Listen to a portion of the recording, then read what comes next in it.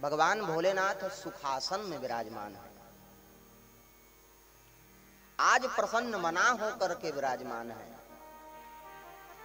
देवी पार्वती महारानी आज जब अपने प्राण प्रियतम को प्रसन्न देख रही हैं तो मन में एक उत्कट उत्कंठा जागृत हो गई।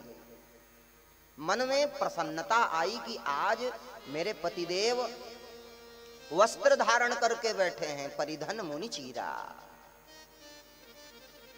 आज प्रभु का हृदय जो है वह आह्लादित हो रहा है, तो मैं क्यों न प्रभु से आज कुछ प्रश्न करूं और प्रभु के चरणों में प्रणाम करूं। देवी पार्वती महारानी गई हैं, भगवान महादेव के चरणों में प्रणाम करती हैं और प्रणाम करके जब प्रभु की सेवा करना शुरू किया तो भगवान भोलेनाथ ने देवी पार्वती जी से कहा, देवी जी आज क्या बात है, आज आप बहुत सेवा कर रही हैं। माता जी ने कहा कि भगवान हम तो पतिव्रता हैं और पतिव्रताओं का तो धर्म ही है अपने पतिदेव के चरण कमल की सेवा करना। हम तो आपके चरण कमल की सेवा कर रही हैं प्रभु, मुझे बड़ी प्रसन्नता है। भगवान ने कहा, देवी जी रोज तो सेवा होती है लेकिन आज कुछ अलग ढंग से सेवा कर रही हो, क्या बात है? अरे मन में कोई प्रश्न तो नहीं चल रहा है, कुछ आप मुझसे पूछना तो नहीं चाहती हो? धन्य है गृहस्थ जहां पति और पत्नी एक साथ बैठते हैं और श्री राम कथा प्रारंभ होती है। पति पत्नी एक साथ बैठते हैं तो अमर कथा प्रारंभ होती है। श्रीमद् भागवत महापुराण जो प्रस्फुटित हुआ, देवी पार्वती महारानी ने ही अपने पतिदेव से कहा कि हे महादेव, मैं ऐसा सुनी हूं कि आपके पास अमर कथा है, आप हमें अमर कथा का उपदेश दें। भगवान महादेव ने कहा, देवी जी आप अमर कथा तो सुनना चाहती हैं, यह जो रहस्य है अति गुहतरम देवी, देवा नामपि दुर्लभम गोपनीयम प्रयत्नेन सुनिरीव पार्वती। यह जो रहस्य है यह बड़ा गोपनीय है। आज तक मैंने इस रहस्य को किसी से प्रस्फुटित नहीं होने दिया, प्रस्फुटित नहीं होने दिया मैंने आज तक। अपने मुखारबिंद से मैंने किसी से नहीं कहा। अगर तुम मुझसे अमर कथा सुनना चाहती हो तो देवी जी जरा बाहर देख करके आओ, कोई है तो नहीं। तो देवी पार्वती महारानी जब गई बाहर तो कोई नहीं था। देखी एक तोते का अंडा, सूक का अंडा पड़ा हुआ था। तो देवी पार्वती ने कहा, नहीं भगवान महादेव कोई बाहर नहीं है, आप हमें अमर कथा का पान करावें। और जब भगवान भोलेनाथ अमर कथा का पान कराना शुरू किए देवी को, तो आधी अमर कथा का पान तो देवी ने श्रवण कर लिया, लेकिन जब आधी कथा रह गई उसी समय देवी पार्वती महारानी को निद्रा आ गई। और उस अमर कथा का प्रभाव देखो आप, उस अमर कथा के प्रभाव से वह जो सुक का अंडा था उसमें से एक छोटा सा शावक, छोटा सा बच्चा निकल गया। भगवान भोलेनाथ जब अमर कथा का रसास्वादन करा रहे थे तो भोलेनाथ की आंखें बंद हो गई थी।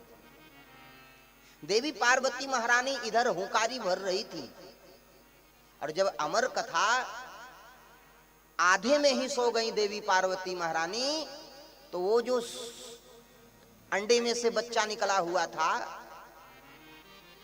अंडे में से बच्चा निकला हुआ था, उस बच्चे ने हुंकारी भरना शुरू कर दिया। भगवान महादेव अमर कथा कर रहे हैं तो बच्चा कह रहा है हूं। अरे भाई, बचपन में जब हमें और आपको दादाजी रात्रि के समय सोते समय कहानी सुनाया करते थे तो हम और आप भी तो हुंकारी भरते थे, और हुंकारी भरते भरते कब नींद आ जाती थी पता ही नहीं चलता था। आ जाओ बेटा, तो हम लोग बचपन में जब कहानियां सुना करते थे तो दादाजी सुनाते थे तो नींद आ जाती थी।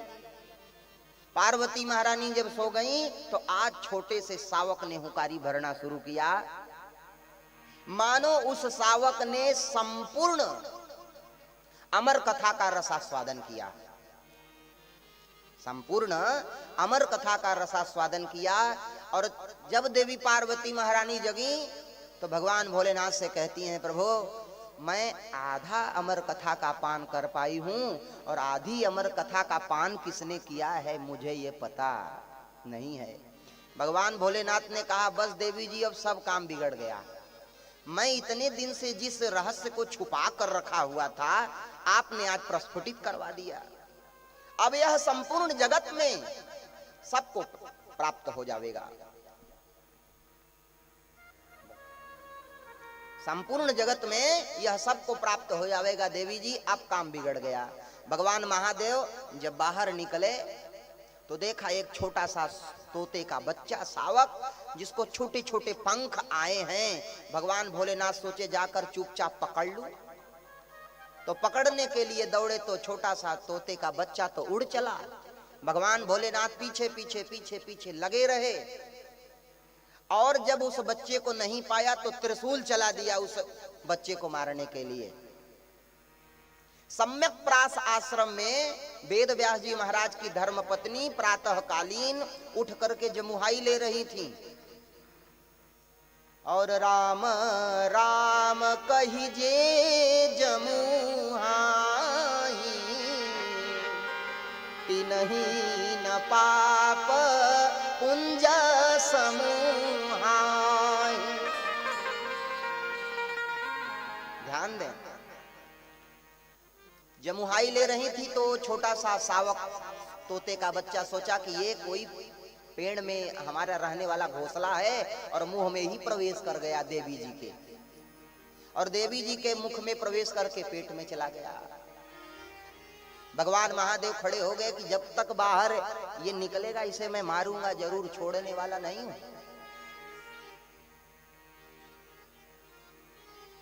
तो वो बालक कितने दिन तक मां के गर्भ में रहा? बोले मेरे भाई बहन 12 साल तक मां के गर्भ में रह गया। वेद व्यास जी की पत्नी के गर्भ में 12 साल तक रह गया। तो एक दिन वेद व्यास जी ने कहा कि बेटा अब तुम्हारी मां को कष्ट होता है, तुम बाहर आ जाओ। तो अंदर से आवाज आई कि नहीं नहीं पिताजी, मेरी मां को कोई कष्ट नहीं है, मैं अभी निकलने वाला नहीं हूं, क्योंकि मैं, इको कम करो भाई थोड़ा, मैं अगर अभी निकल जाऊंगा, गाते समय इको बढ़ा, अभी मैं मां के गर्भ से निकल जाऊंगा तो भगवान भोलेनाथ खड़े हैं, मुझे मार डालेंगे। और मानो भगवान भोलेनाथ मुझे छोड़ भी दिए तो यह संसार की माया मेरे ऊपर लिपट जाएगी। तो अगर नारायण प्रकट होकर के यह कह दें कि बालक तुम अपने मां के गर्भ से बाहर आ जाओ, तुम्हें संसार की माया प्रभावित नहीं करेगी, तो मैं बाहर आ जाऊंगा। तो वेद व्यास जी महाराज ने नारायण की स्तुति किया और नारायण आकर प्रकट होकर कहते हैं, अरे बेटे तुम बाहर आ जाओ, तुम्हें इस संसार की माया प्रभावित नहीं करेगी। उसी दिन प्रसूति वायु के द्वारा वह बालक अपने मां के गर्भ से बाहर आया। उस बालक का जो सर्वांग था, संपूर्ण अंग जो था वह मानव का था, लेकिन यह जो सिर का भाग था वह तोते का था। इसलिए वेद व्यास जी महाराज ने इस बालक का नाम सुखदेव रख दिया। आप सोचेंगे महाराज जी राम कथा कर रहे हैं कि भागवत, हाँ आपको लगेगा, लेकिन देखें प्रमाण। मैं इस प्रसंग को इसीलिए सुनाना चाहता हूं कि धन्य है गृहस्थ कि भगवान भोलेनाथ और माता पार्वती एक साथ बैठे हैं। तो पहले श्रीमद् भागवत महापुराण प्रस्फुटित हो रही है और वह जब बच्चा बाहर निकला, बालक का नाम रखा गया सुखदेव, और जन्म लेते ही श्री वेद व्यास जी कहते हैं, यम प्रव्रजन्तमनुपेतमपेत्य कृत्यम द्वैपायनो विरह का तरया जुहाव पुत्रेति तन्मयतया तरवोऽभिनिन्दो तं सर्वभूत हृदयं मुनिमानतोऽसि यम प्रव्रजंत मनुपेतम पेत कृत्यम। जो मां के गर्भ से प्रकट होते ही प्रव्रजंत हो गए, चले गए। द्वैपायनो विरह कातर आजुहाव। द्वैपायन श्री वेद व्यास जी महाराज कहते हैं, अरे मेरे पुत्र सुखदेव, अरे मेरे पुत्र सुखदेव, अरे मेरे पुत्र सुखदेव। लेकिन सुखदेव जी वापस लौट कर नहीं आ रहे हैं। मानो वेद व्यास जी महाराज की जब आवाज वृक्षों से, पेड़ों से, पहाड़ों से टकराती है, उसकी प्रतिध्वनि लौट करके आती है, तो ऐसा लगता है कि वेद व्यास जी के दुख से ये पहाड़ भी दुखी हो गए हैं, वृक्ष भी दुखी हो गए हैं, नदियां भी दुखी हो गई हैं। यम प्रव्रजंतम अनुपेतम पेत्य कृत्यम द्वैपायनो विरह कातर आजुहाव पुत्रेति तन्मयतया तरवोऽभिनिन्दोस् तं सर्वभूत हृदयं मुनिमानतोऽस्मि। ऐसे सर्वभूत हृदय श्री सुखदेव जी महाराज निर्गुण निराकार ब्रह्म की सत्ता में परनिष्ठित हो गए हैं। परनिष्ठितोपि नैर्गुण्य उत्तम श्लोक लीलया ग्रहीत चेता राजर्षे आख्यानम यद धीतवान। ऐसे श्री सुखदेव जी महाराज हैं और अमर कथा का पान किए हैं। देवी पार्वती महारानी, भगवान भोलेनाथ एक साथ बैठे तो अमर कथा प्रारंभ हुई। और आज भगवान महादेव और देवी पार्वती एक साथ बैठते हैं।